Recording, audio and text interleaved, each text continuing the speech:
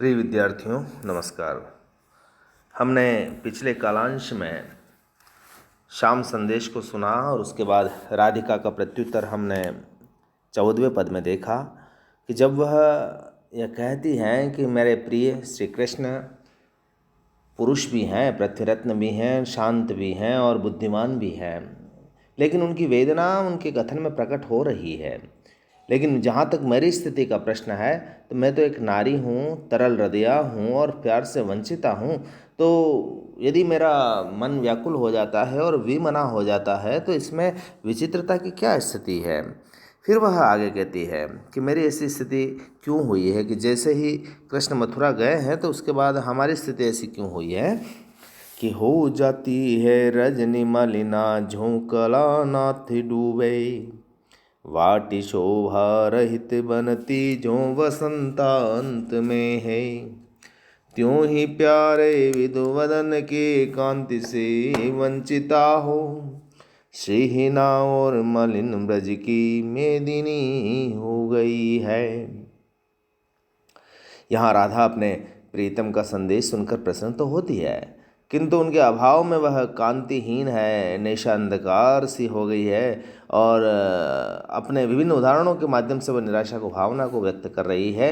वह बताती है कि हे उद्धव, कि जिस प्रकार रात्रि के स्वामी कलाओं के नाथ चंद्रमा के डूबने पर रात्रि भी कालिमा युक्त मलिन हो जाती है रजनी यानी रात्रि मलिना हो जाती है। जो कलानाथ जैसे ही चंद्रमा डूबता है तो रात्रि भी मलिन हो जाती है और वाटी शोभा रहित बनती, जो वसंत के अंत में वाटिका भी शोभा रहित हो जाती है। तो ठीक इसी प्रकार हमारे लिए कलानाथ कृष्ण है और वसंत हमारे लिए कृष्ण है। जो स्थिति उस रजनी की हो रही है, जो स्थिति वाटिका की हो रही है, वही तो हमारे है। उसी प्रकार मेरे प्रीतम चंद्र रूपी मुख के धनी श्री कृष्ण के सामीप्य का भाव में मेरी कांति चमक उज्ज्वलता सारी फीकी पड़ गई है और मैं उसके वंचिता हो गई हूँ। त्यों ही प्यारे विधुवदन की कांति से वंचिता हूँ। चंद्रमा के जैसे मुखड़े वाले मेरे प्रिय की कांति अब नहीं रही है और उससे मैं वंचित होने के कारण मेरी स्थिति भी क्या हो गई है, श्रीहीना हो गई है और मलिन ब्रज की मेदिनी और ब्रज की गलियां भी कांतिहीन हो गई है। यानी मैं ही नहीं बल्कि ब्रज की भूमि, नदी, वन, उपवन, गाय, ग्वाल, गोप, गोपिकाएं और ये सब कृष्ण के अभाव में कांति रहित हो गए हैं और उनकी सुंदरता उनसे अपना पीछा छुड़ाने लगी है। तो यानी कहने का आशय कृष्ण से एकनिष्ठ प्रेम और राधिका ने अपनी स्थिति को स्वीकार किया कि ब्रज भूमि पर उनका कितना व्यापक प्रभाव है। और देखिए तो इस भाषा में द्विवियुगीन मर्यादा भी है और आदर्श से प्रभावित खड़ी बोली भी है, जहाँ पर राधिका एक भारतीय नारी की तरह अपनी वेदना को प्रकट कर रही है। कहीं पर भी उसके अंदर ओहापोह नहीं है, उच्छृंखलता नहीं है। आगे क्या कहती है, वो अपने बात को कहने का उसका एक तरीका है। वहाँ पर नारी जनित उसके अधिकार भी हैं। ऐसा नहीं है कि कृष्ण के प्रभाव के कारण वह सब कुछ सहन कर रही है।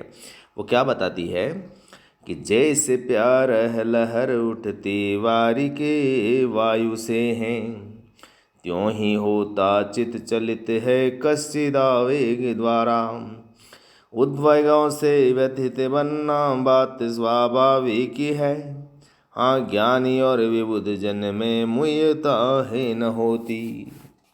राधिका कहती है कि हे उद्धव, प्रीतम के अभाव में मेरी क्या स्थिति है कि जिस प्रकार जल शांत भरा होता है, परंतु जैसे ही हवा का शांत जल से स्पर्श होता है तो उसमें लहरें उठती है। जैसे प्रायः लहर उठती वारी में वायु से है, वायु आती है और लहरें पैदा कर देती है, ठीक उसी प्रकार त्यों ही होता चित्त चलित है कश्चित। तो ऐसे ही जब हमारे हृदय में आवेग आते हैं तो चित्त भी चलायमान हो जाता है, उसमें चंचलता आ जाती है। ठीक मेरी स्थिति तो क्या है कि मैं तो शांत रहती हूँ, लेकिन जैसे ही आवेग आते हैं तो मेरा हृदय उद्वेलित हो जाता है और चंचलता व्याप्त हो जाती है।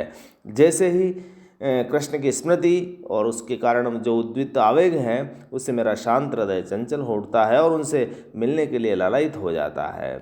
वो आगे कहती है कि उद्वेगों से व्यथित बनना बात स्वाभाविक है, हाँ, ज्ञानी और विबुध जन में मुह्यता है न होती। और जैसे ही श्री कृष्ण की सुधि आती है तो मेरा चंचल और अशांत हो उठना प्रेम में स्वाभाविक है। हालांकि मैं अधिकतर शांत रहकर भी प्रिय विरोग की स्मृति में शांत नहीं रह सकती। हाँ, ये ज़रूर है कि इसमें अपवाद वो लोग हो सकते हैं जो ज्ञानी हैं, विवेकशील हैं और सांसारिक बंधनों मोह माया से मुक्त हैं, क्योंकि वे तो अपने ज्ञान और विवेक और असांसारिकता के बल पर संसार में अपने हृदय और चित्त पर आसानी से विजय प्राप्त कर लेते हैं, जो सांसारिक प्राणियों के लिए जो संभव नहीं है। भाई यहाँ देखें आप, हाँ, ज्ञानी और विबुध जन में मुह्यता नहीं होती। हाँ, जो मोह भाव नहीं रखते, जो ज्ञानी होते, विवेकवान होते, संसार से निर्लिप्त रहते हैं। लेकिन मेरी स्थिति ऐसी नहीं है। राधिका अपने आप को एक साधारण नायिका की तरह यहाँ प्रस्तुत कर रही है, साधारण सांसारिक मानवी की तरह अपने आप को प्रकट कर रही है, जहाँ जिसके हृदय में दुख भी है, आवेग भी है, चंचलता भी है, मोह भी है, प्रेम भी है।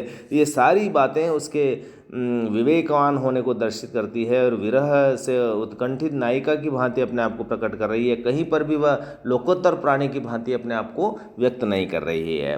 तो यहाँ पर राधिका का एक सामान्य मानव का चरित्र प्रकट होता है इस पद में।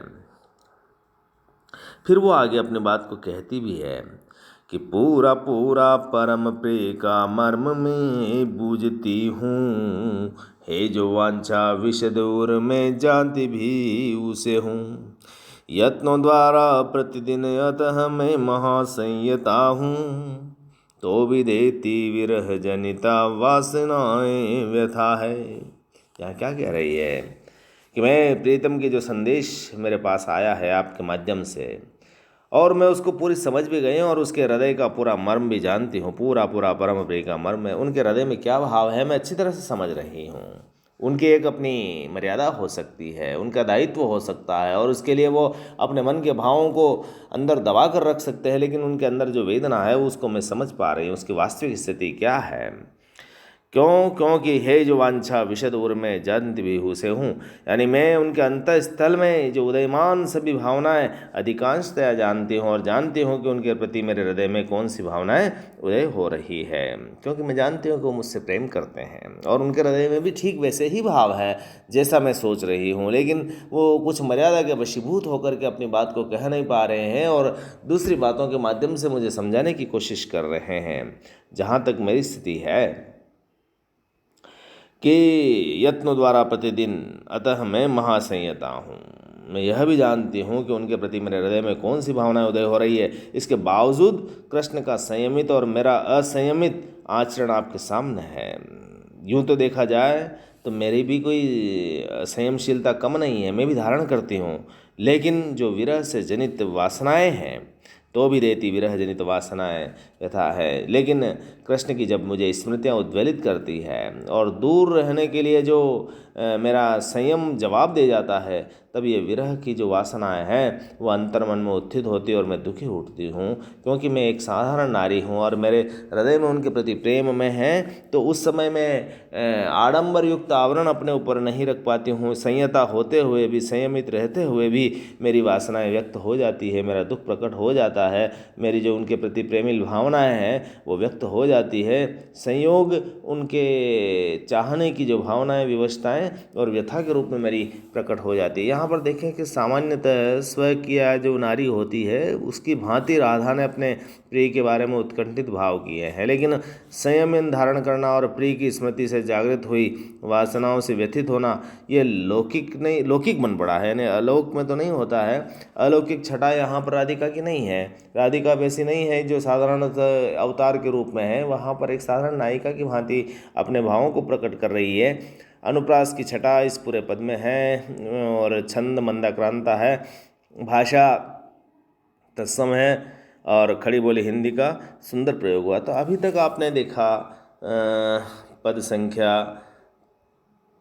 15, 16 और 17, इन तीनों ही पदों में एक तरह से राधिका का चरित्र प्रकट होता है। वह एक साधारण नायिका के रूप में है, स्त्री जनित उसकी भावनाएं हैं, प्रिय से अत्यंत प्रेम करती है, उनके प्रति उनकी एकमात्र निष्ठा है, और उससे जनित जो विरह वेदना है उसको वियोग श्रृंगार के माध्यम से बड़े संयमित ढंग से प्रस्तुत किया है। यहाँ पर यह द्विवेदिनी युगीन जो मर्यादा प्रीता है, आदर्श प्रीता है, उसका भी दर्शन दिखाई देता है। और एक तरह से हरिओद ने राधिका के नए रूप को प्रकट किया है।